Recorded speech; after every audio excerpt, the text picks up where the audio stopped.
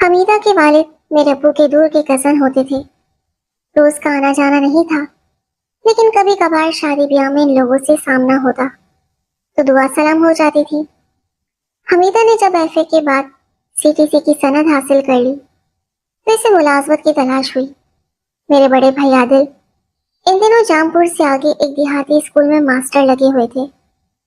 حمیدہ کے والد نے میرے ابا جان سے کہا کہ عادل سے کہو اگر کسی گرلز اسکول میں ٹیچر کی سیٹ خالی ہو تو حمیدہ کے لیے کوشش کرے۔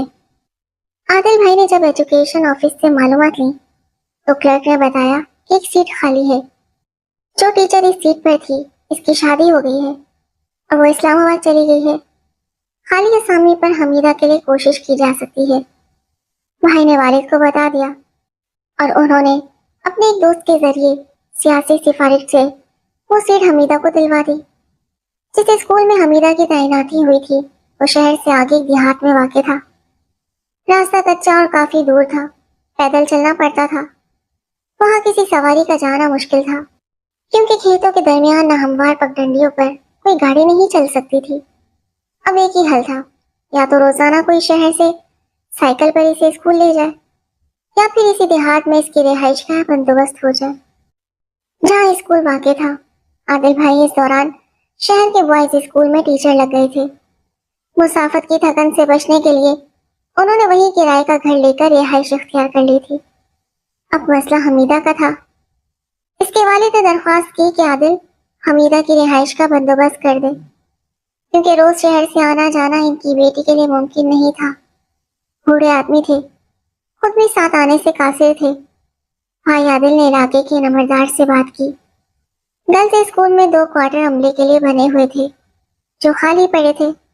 ان میں سے ایک حمیدہ کی رہائش کے لیے مختص کرا دیا گیا۔ اسکول کی مائی نے اس کے ساتھ رہائش اختیار کر لی تاکہ حمیدہ اکیلی نہ رہے۔ ایک دیہاتیوں کے گھر تھے جن کی بچیاں اسکول پڑھنے آتی تھیں۔ وہ لوگ بھی اپنی استادنی کا خیال رکھتے تھے۔ غرض کہ حمیدہ کو دیہاتی اسکول میں ملازمت کے ساتھ رہائش کی اچھی سہولت بھی میسر آ گئی۔ حمیدہ جب پہلی بار اسکول آئی تو اپنے والد کا رکا بھی لائی جو انہوں نے عادل بھائی کے نام لکھا تھا۔ اس میں تحریر تھا کہ میری بیٹی کی پہلی جوائننگ ہے، اسے پڑھانے کا کوئی تجربہ نہیں، آپ اس کی مدد کیجیے گا اور خیال رکھیے گا۔ بھائی کو رکا ملا تو وہ حمیدہ کی رہائش پر چلے گئے۔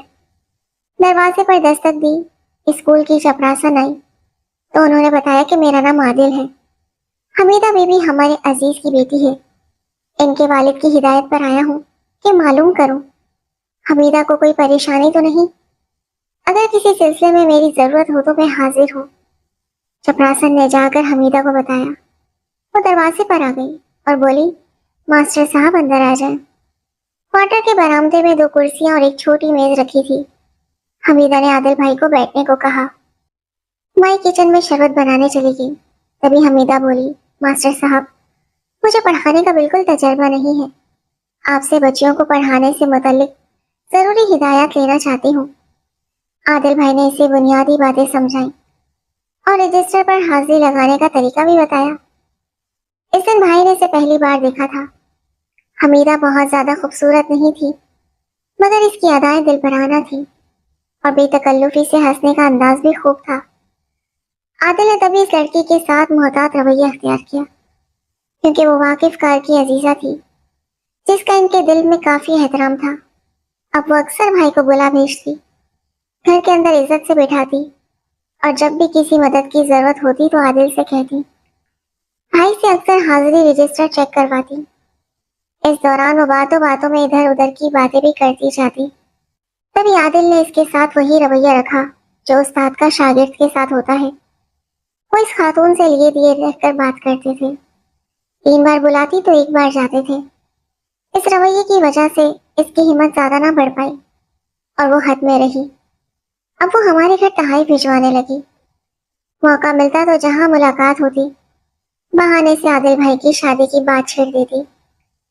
عادل نے اپنا رویہ مزید سخت کر لیا۔ وہ مایوس ہو گئی اور اپنے مسائل کے بہانے بلوانا چھوڑ دیا۔ جب کافی دن گزر گئے تو بھائی ایک روز خود اس کی طرف چلے گئے۔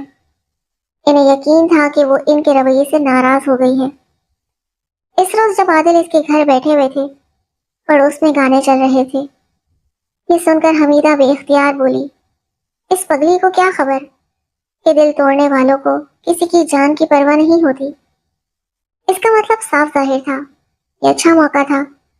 عادل بھائی نے اس سے کہا، پڑھی لکھی ہو کر بھی تم کیسی باتیں کہہ دیتی ہو؟ شاید تم پر خراب لیکچر کا اثر ہے، ورنہ ایک معلمہ کو ایسی باتیں زیب نہیں دیتی۔ سمجھ جاؤ کہ تمہاری زندگی کا اختیار تمہارے والدین کے ہاتھ میں ہے۔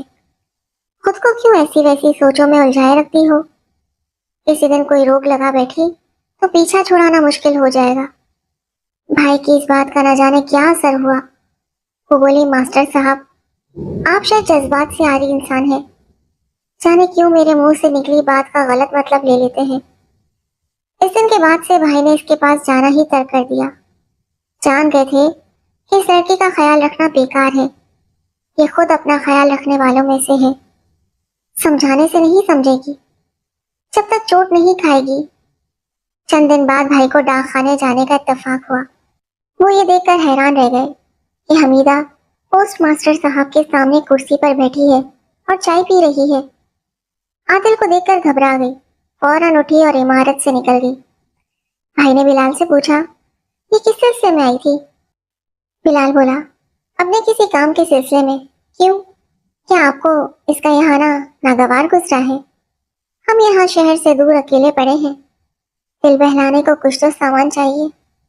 عادل کو اس کی یہ بات بری لگی، لیکن صرف اتنا کہا، ہاں بھائی مزے کر لو، میرا اس لڑکی سے کیا واسطہ، یہ اپنی مرضی کی مالک ہے۔ تبھی بلال بولا، بھائی بلا وجہ شک مت کرو، یہ اپنا آرڈر وصول کرنے آئی تھی۔ اس واقعے کے 1 ماہ بعد حمیدہ کے عمر رسیدہ والد نے بھائی کو بلا بھیجا۔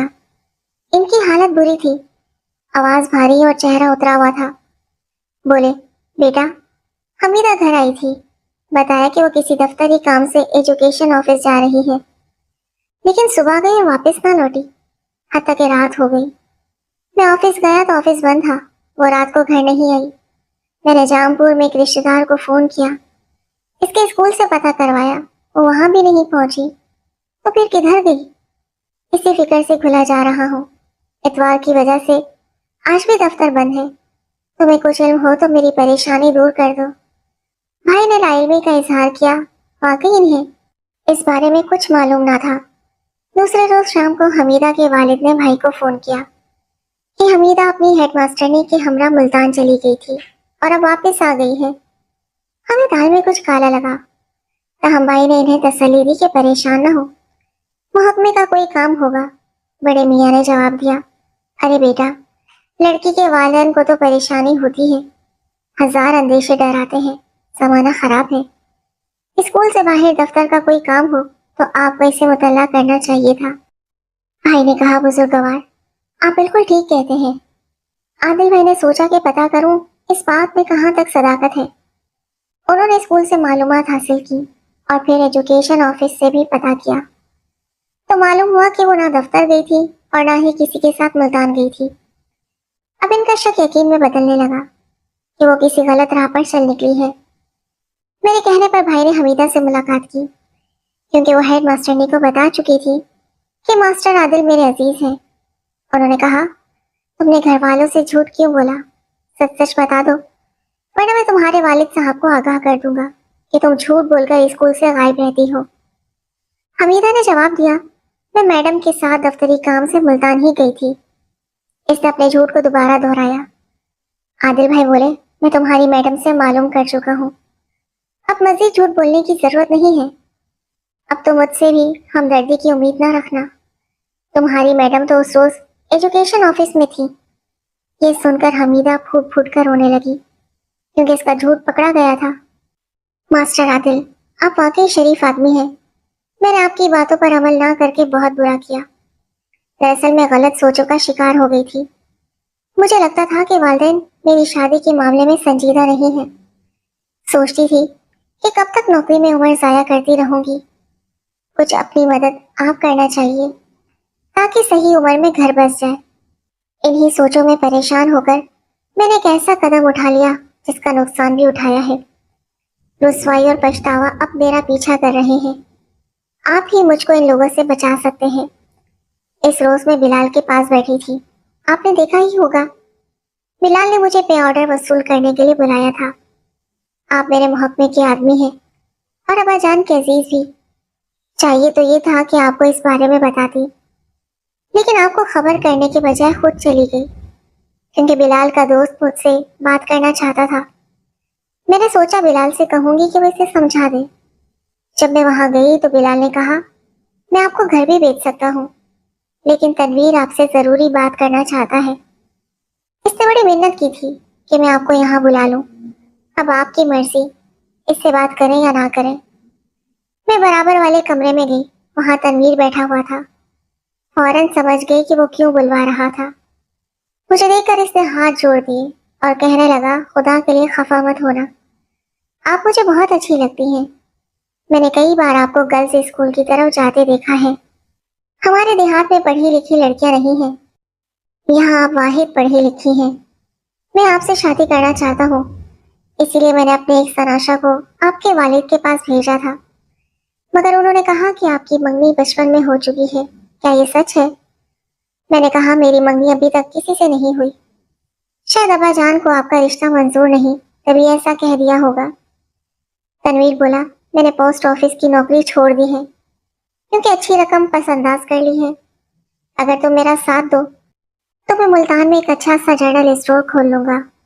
यूँ हमारी जिंदगी अच्छी गुजर जाएगी। यहाँ थोड़ी सी तनख्वाह में रखा ही क्या है, इंसान अपने बिजनेस से ही तरक्की कर सकता है। इसकी बातों का मैंने बुरा नहीं मनाया, क्योंकि बतौर जीवन साथी मुझे भी किसी अच्छे इंसान की तलाश थी। तनवीर सूरत शक्ल से भी अच्छा था। मैंने इसे इकरार कर लिया और फिर हमारी खतों की दावत शुरू हो गई। हम देहात से बाहर नजदीकी शहर में मिलने लगे। एक दिन इसने मुझसे कहा, आप एजुकेशन ऑफिस जाने का बहाना करके मेरे साथ चलें, हम मुल्तान चले जाएंगे। मैं इसकी बातों में आ गई और वो मुझे मुल्तान अपने एक दोस्त के घर ले गया। कहने लगा, ये अच्छा मौका है, आज यहाँ रहो, कल सुबह हम अदालत में जाकर निकाह कर लेंगे, बाद में मैं तुम्हारे घर वालों को राजी कर लूंगा। मैं इसकी बातों में आ गई। वो रात मैंने इसके दोस्त के मकान में गुजारी, मगर किस तरह ये बयान करना मुश्किल है। मैं बहुत घबराई हुई थी, नींद नहीं आ रही थी, जबकि तनवीर अपने दोस्त के साथ बराबर वाले कमरे में बैठा बातें कर रहा था। जब काफी देर तक तनवीर इस कमरे में नहीं आया जहां मैं थी, तो मैंने दरवाजे पर कान लगाए। तनवीर का दोस्त इसे रकम दे रहा था, जबकि वो कह रहा था, मैंने तुम्हारे लिए जान जोखिम में डालकर ये खेल खेला है और तुम मुझे इतनी कम रकम दे रहे हो। हालांकि हमीदा गैर शादीशुदा है, इसे किसी ने छुआ तक नहीं है। अगर मैं चाहता तो इसकी पाकबाजी की तरफ हाथ बढ़ा सकता था, मगर मैंने ऐसा नहीं किया, क्योंकि तुम मेरे दोस्त हो और मैं तुम्हारी ख्वाहिश पर इसको यहाँ ले आया हूँ। मगर जो रकम इस काम के बदले मुझे दे रहे हो, वो तो मेरी मेहनत का आशा रशीर भी नहीं है। जानते हो इस वक्त मुझको लड़की के वर्षा और पुलिस दोनों से कितना खतरा है। मैं इसको इतने कम दामों में तुम्हारे हवाले हरगिज ना करूंगा। मुझे इतनी रकम तो दो कि मुल्तान से भी आगे कहीं निकल जाऊं, वरना मैं फंस गया तो जान पर बन जाएगी। आखिर तुम कितनी रकम चाहते हो? कम से कम 10 लाख। 10 लाख? ये तो बहुत ज्यादा है, जबकि हमीदा खूबसूरत भी नहीं है। तुमने तो कहा कि वो मिसले हूर है, लेकिन ऐसी गई गुजरी भी नहीं, खुश शक्ल है। और तुम जो रकम दे रहे हो, इतनी कीमत में तो एक काली बदसूरत देहाती लड़की भी नहीं मिलती। 10 की तो ये आगे नहीं बिकेगी, बस 4 लाख काफी है। इनकी ये बातें सुनकर मेरे तो होश उड़ गए। तनवीर ने मेरे साथ कितना बड़ा धोखा किया था। धोखा नहीं बल्कि जुल्म कहना बचा होगा। सोचा मकान के सहन में जो सीढ़ी पड़ी है, इस पर चढ़ जाऊं और बाहर को कूद लूं, मगर वो लोहे की भारी सीढ़ी भला मुझसे कहाँ उठती, जबकि आवाज होने से ये लोग मुझको पकड़ लेते। नाचार कमरे में पड़ी चारपाई पर लेट गई और अंदर से कुंडी लगा ली। अब नींद कहाँ आनी थी। तमाम रात यहाँ से भाग निकलने की तदबीरें सोचती रही। कुछ देर गुजरी कि तनवीर ने दर बजाया, लेकिन मैंने ना खोला। इसके दोस्त ने कहा, रहने दो, ज्यादा शोर हुआ तो पड़ोसी चौंक जाएंगे। शायद सो गई है, सोने दो और आज की रात आफियत से गुजरने दो, सुबह यहाँ से निकल जाएंगे। मैं कहाँ सो रही थी, दम साधे पड़ी थी। आधी से ज्यादा रात तो बीत चुकी थी। सोचो में सुबह हो गई। मैंने दरना खोला। ये दोनों नाश्ते का बंदोबस्त करने चले गए। मैंने मौका गनीमत जाना सहन में निकली। सीढ़ी भारी थी और ये बैरूनी दरवाजे को बाहर से मकफल कर गए थे। मैंने दीवार के पास सहन में आगे दरख्त का जायजा लिया, जो ज्यादा ऊंचा ना था। शाखें नीचे को झूल रही थी। थोड़ी सी तगोदो के बाद दरख्त पर चढ़ने में कामयाब हो गई। बाहर झांका। सुबह का वक्त था और गली में कोई भी ना था। अल्लाह का नाम लेकर छलांग लगा दी। खुशकिस्मती से नीचे मिट्टी की ढेरी पड़ी थी। इस पर जा गिरी। चोट आई तो, मगर ज्यादा नहीं। इस वक्त दिल पर खौफ छाया हुआ था। चोट का दर्द भी महसूस ना हो रहा था। इधर उधर देखा, अजनबी जगह, रास्ता भी ना मालूम। किधर जाऊं? सामने छोटी सी तंग गली थी, उधर को चली। आगे मैदान था। वहां देखा तो गवर्नमेंट गर्ल्स स्कूल का बोर्ड नजर आ गया।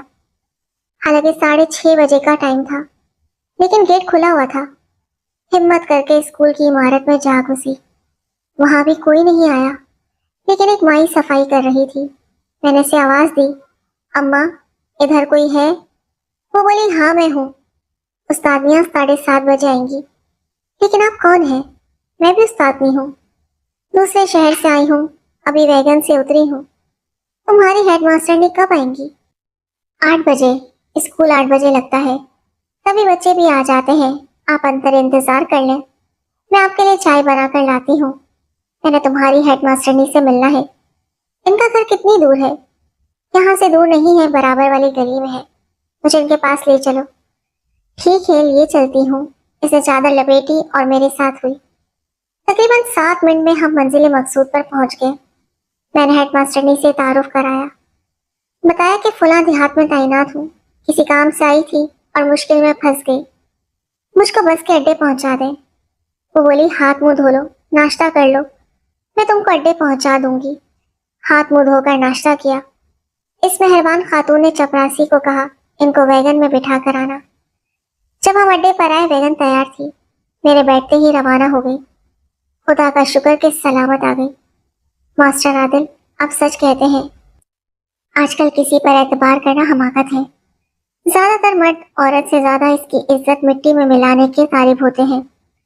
मेरी किस्मत अच्छी थी कि अल्लाह ने मेरे माँ बाप की लाज सलामत रखी।